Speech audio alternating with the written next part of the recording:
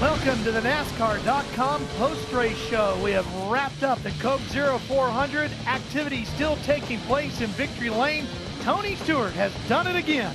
The winner of the 2012 edition of the Coke 0400.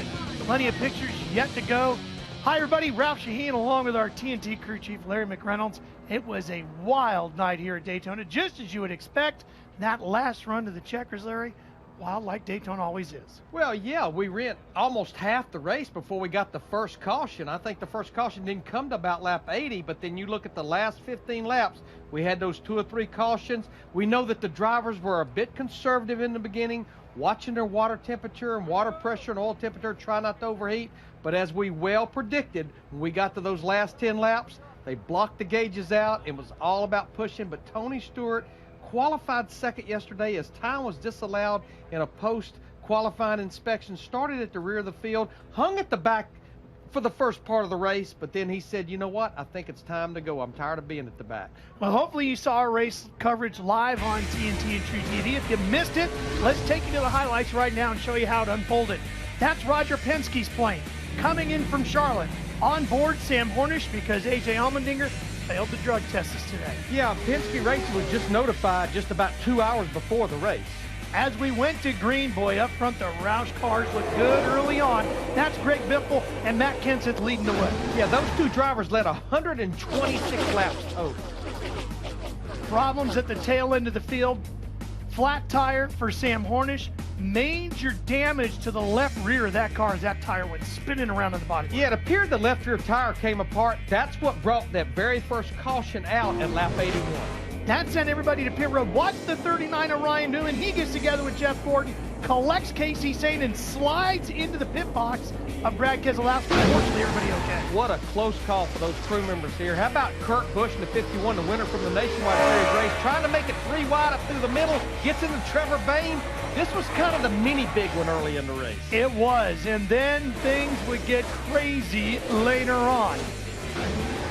Lap 125, Jimmy Johnson's going to go into the wall hard here on the inside of the racetrack. Yeah, this was the beginning of green flag pit stop that started stacking up. Jimmy Johnson, 3 restrictor plate races in 2012, 3 DNFs. And after this, he's going to go run a triathlon tomorrow in Charleston. Now watch Greg Biffle. He's going to get penalized because the pit road light, Larry, you see it, it's on, it's red, there's the cone. Can't pit right now. Yeah, we had other drivers that came down pit road like Matt Kenseth, but Matt Kenseth did not stop at his pit box. You see him just going on by. Greg Biffle changed 4 tires, had to go all the way up the rear of the field for the restart. He took 4 tires, and that... Conversation with the NASCAR officials, couldn't sell their thoughts on it. Keselowski, lap 145, he gets spun. Yeah, who would ever believe he would come back to finish 9th, because this one was 15 laps to go, Ralph. Getting close to the end, lap 153.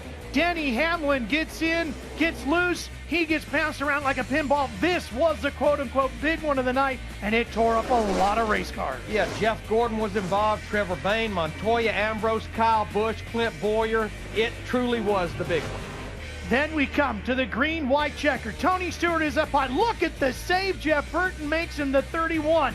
That opens the door for Stewart. Here he comes on the high side. Kenseth, Biffle, they've got to regroup. Stewart got a massive push. Nobody could touch it. And this was coming to the checkered flag, just like we talked about in our pre-race show on TNT. Look at Kevin Harvick. There you see Greg Biffle. He's involved. There was about a dozen drivers. Jeff Burton right there behind Tony Stewart as the checkered flag waves. Chevy's 1 and 2 to the line, and Tony Stewart celebrates a win, his 4th July win here in Daytona in the last 8 races. As we take a look at the results, Matt Kenseth, arguably, Larry had one of the better cars tonight, but as Daytona will be, the best car doesn't always win. Well, yeah, Matt Kenseth led 89 laps, and look at Jeff Burton. He's had 2 top 5s here in 2012, both of them right here at Daytona. Joey Logano possibly might be looking for a ride, another top 5 for him. David Rudiman sneaks into that top group there. Here we go, 13th through 24. Look at Kyle Busch. He had a very good car tonight, patiently waiting to get to the end. Started 18th. He got caught up in one of those big wrecks, and he ends up 24th. And Dale Earnhardt Jr., he was also involved in that wreck coming to the checkered flag. He was really lucky to end up with a top 15 finish.